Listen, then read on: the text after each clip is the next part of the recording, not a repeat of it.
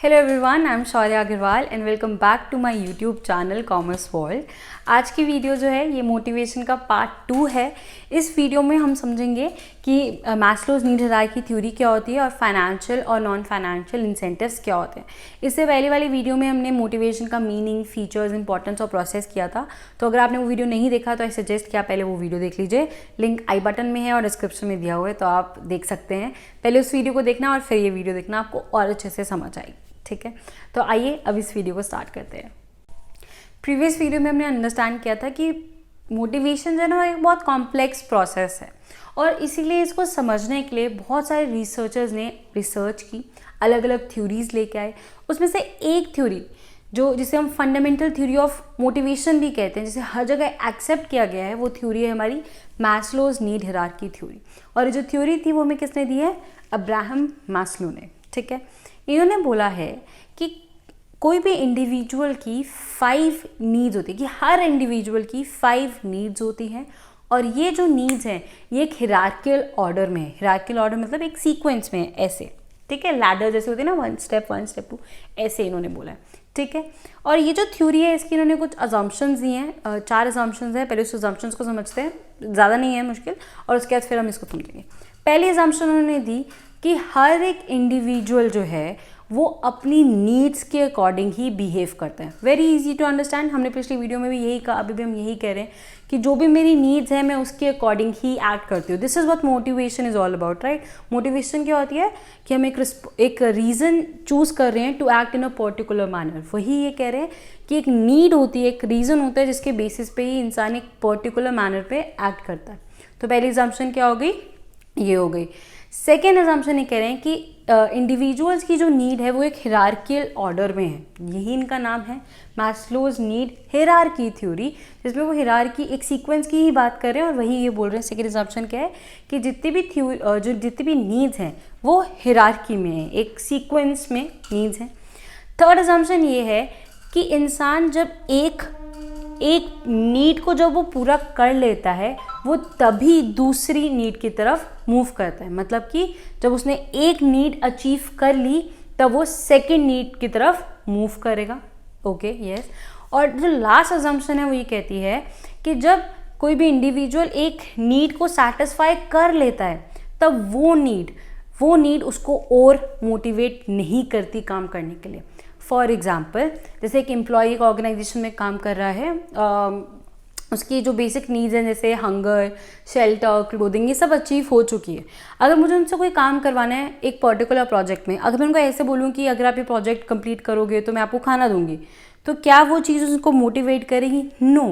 This is what they are saying कि once they have satisfied one need, it no longer motivates that individual. कि जब वो एक need को satisfy कर लेते हैं वो नीड उसको मोटिवेट नहीं करती है काम करने के लिए। ठीक है, ये थी एग्जाम्पशंस, 4 एग्जाम्पशंस है। अब समझते हैं ये क्या थ्योरी क्या है। इसको हम समझेंगे 2 एग्जाम्पल से, एक इंडिविजुअल एग्जाम्पल से समझेंगे और एक ऑर्गेनाइजेशनल एग्जाम्पल से समझेंगे। यही एनसीईआरटी में है, तो मैंने तो बोला ही है कि एनसीईआरटी बेस्ट है बिजनेस स्टडीज़ के लिए। तो अगर आप बिजनेस स्टडीज़ कहीं से रेफर करते हैं तो एनसीईआरटी इज़ द बेस्ट और आप वहीं से देखना। तो मैंने भी वहीं से पूरा आपको मैं समझा रही हूँ। तो ये हमारी सीक्वेंस है, ये जो हमारा डायग्राम है ये है हमारा मैस्लो नीड हायरार्की थ्योरी। अगर पेपर में आपको कोई क्वेश्चन आता है इससे रिलेटेड तो ये ज़रूर डायग्राम ड्रॉ कर लेना, काफ़ी अच्छा लगेगा और एग्जामिनर को भी लगेगा कि हाँ इसको आता है बच्चे को। तो पहली जो हमारी नीड है वो है बेसिक फिजियोलॉजिकल नीड्स। ये हिरार्की है, हिरार्की का पहला स्टेप, पहली need is basic physiological needs, जिसे हम क्या बोलेंगे? Basic needs, primary needs. कोई भी इंडिविजुअल की प्राइमरी बेसिक नीड्स क्या होती हैं? Food, shelter, then clothes, right. ये बेसिक नीड्स होती हैं। तो यही कह रहे हैं कि बेसिक फिजियोलॉजिकल नीड्स में इंडिविजुअल एग्जाम्पल क्या आ जाएगी? Hunger, food, shelter. ठीक है, ये मेरी बेसिक नीड्स आ गई। और अगर एक ऑर्गेनाइजेशनल के एग्जाम्पल से लेके, तो एक एम्प्लॉय अगर कोई ऑर्गेनाइजेशन ज्वाइन करता है, कोई कंपनी ज्वाइन करता है, तो उसका पहला क्या होगा? पहली नीड क्या होगी कि यार ये मुझे ये बेसिक सैलरी तो दे। मैं अगर इनके लिए काम कर रहा हूँ तो मैं इतना अज्यूम करता हूँ कि हाँ ये मुझे इतनी सैलरी, एक बेसिक सैलरी तो देंगे, राइट। तो एक ऑर्गेनाइजेशन एग्जाम्पल क्या हो जाएगी? Basic salary. This is what basic physiological needs, जो हमारी प्राइमरी बेसिक नीड्स होती हैं। ठीक है, जब हमारी ये नीड सेटिस्फाई हो जाएगी, जब मुझे बेसिक सैलरी मिल गई, जब मेरा हंगर, मेरा फूड, मेरा शेल्टर, ये सब मेरा कंप्लीट हो गया, then I will move to the next need which is safety and security needs. Safety security needs कहती है प्रोटेक्शन। मुझे प्रोटेक्शन मिलनी चाहिए फिजिकल इन्वायरमेंट से, मेंटल इन्वायरमेंट से। यहाँ पे हम क्या डिमांड कर रहे हैं? Stability of income. मतलब मेरे को अपनी बेसिक नीड्स मेरी पूरी हो गई कि हाँ ठीक है, मुझे बेसिक सैलरी मिल रही है, लेकिन मैं यहाँ पे अब मैं एक्सपेक्ट कर रहा हूँ कि ये जो जॉब है, मेरी जॉब परमानेंट रहे, मेरे को इतनी सिक्योरिटी मिले कि मुझे कभी भी नहीं निकाल दिया जाए इस जॉब से, राइट। मैं इतनी एक्सपेक्ट कर रहा हूँ, ये मेरी ऐसी नीड है, ये मुझे कहती है कि हाँ मेरे पास एटलीस्ट इतनी इनकम तो हो कि मैं अपना काम कर सकूं, और मेरे पास स्टेबिलिटी ऑफ इनकम हो जिसमें मुझे लगे कि हाँ हर महीने मुझे इतनी इनकम मिल रही है। तो this is what safety and security needs, जिसमें एक इंसान अपने पेंशन के बारे में सोचता है, इतनी इनकम मुझे मिल रही है और मैं आगे क्या सोच रहा हूँ, अपनी पेंशन का सोच रहा हूँ, सिक्योरिटी, प्रोटेक्शन, ये होगी मेरी सेफ्टी सिक्योरिटी नीड्स। जब ये भी पूरी हो जाएगी, then I move to the third one which is the belongingness needs. इसमें हम बेसिकली एक्सपेक्ट कर रहे हैं, अब इंसान क्या ढूंढ रहे हैं?